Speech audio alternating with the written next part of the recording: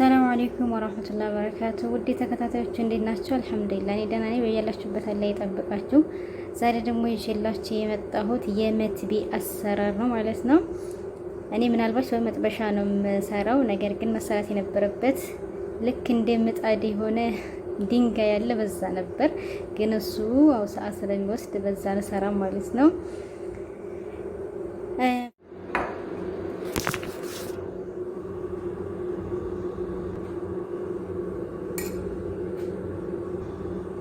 ትንሽዬ የተፈጨ ዝንጅብል እንደዚሁም ትንሽዬ ጨው፣ መጠናችሁን ራሳችሁ ታውቃላችሁ ማለት ነው። አሁን ይሄንን አንድ ላይ በደንብ እናድብላልቀዋለን በእጃችን። አሁን እዚህ ጋር አንድ ላይ ቀላቅለዋለሁ ማለት ነው። አሁን እነዚህም በትናንሿ ልክ መጠኑ ብይ የሚያክል መጠን ያለው እያደረግን እናድቦለቡላለን በትናንሿ። እዚህ ጋር መጥበሻ ላይ ትንሽዬ ዘይት ቀብቻለሁ። አሁን እያድቦለቦልን በትናንሿ ማለት ነው። ቀጥታ እዚህ መጥበሻችን ላይ እናደርጋለን። እንደዚች ልክ መጠኗ እንቺ ነው የምታክለው፣ ብይ ነው የምታክለው። እንደዚህ እያደረጋችሁ ሁሉንም ታርቦለቦላላችሁ። ቢስሚላህ። አሁን ሁሉንም እንደዚህ አርቦልቡሌ ጨርሻለሁ። አሁን እሳት ላይ እንጥደዋለን። እሳቱን ግን በኃይል ነው እስከ መጨረሻው እንትን የምንለው ማለት ነው። ያው እንደምትመለከቱት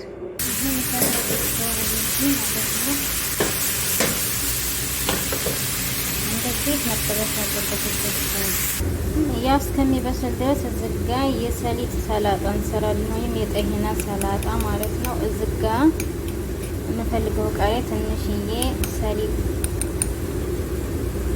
ከዛ ጨው፣ ቀጣይ አችቶ ወይም ሎሚ መጠቀም ትችላላችሁ። ሎሚ ካላደረጋችሁ ደግሞ ኸል ማለት ነው። ትንሽዬ ቆንዶ በርበሬ፣ መጠናችሁን እራሳችሁ ታውቃላችሁ። ከዛ ትንሽዬ ውሃ። አሁን በደንብ አንድ ላይ እንመታዋለን፣ ምክንያቱም ይሄ ሰሊጡ ይወፍራል ማለት ነው። አሁን እንደዚህ ሆኗል ማለት ነው።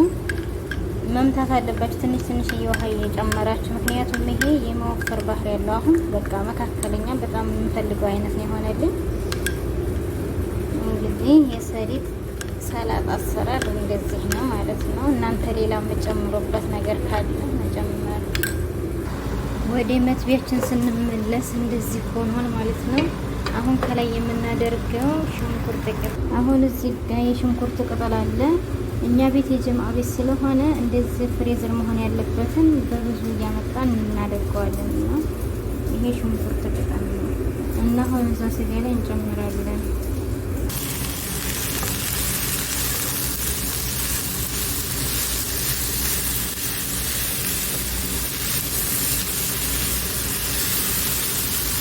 የሽንኩርት ቅጠል በብዛት ነው የሚፈልገው። እኔ ግን ስለሌለኝ እችን ብቻ ነው የተጠቀምኩት እንጂ ከስጋው ይበልጥ የሽንኩርት ቅጠል መብዛት አለበት ማለት ነው። ነገር ግን እኔ ስለሌለኝ በጣም አማራጭ የለኝም፣ እች ብቻ ነው የተጠቀምኩት ማለት ነው። እና አሁን ይሄ የሚበላው በአሽ ሻሚ ወይም ደግሞ ስስት ባለ ቂጣ፣ ለፈለገም ሰው በሩዝ በነጭ ሩዝ መብላት ይቻላል። እዚህ ሰርቻለሁ፣ ለዚህ መብላት ይቻላል። እና በእንደዚህ አይነት ቂጣ ስስ በሆነ ቂጣ ይበላል። በርጎና አሁን ባሳየኋችሁ በሰላጣ ጠሂና ማለት ነው። እና ይሄን ይመስላል አሰራሩ። መትቢ ነው፣ ሰርታችሁ ሞክሩት፣ ትወዱታላችሁ። በሌላ ቪዲዮ እስከምንገናኝ በያላችሁበት ሰላማችሁ ብዝት ይበልልኝ። ላይክ፣ ሼር፣ ሰብስክራይብ ማድረጋችሁን አትርሱ።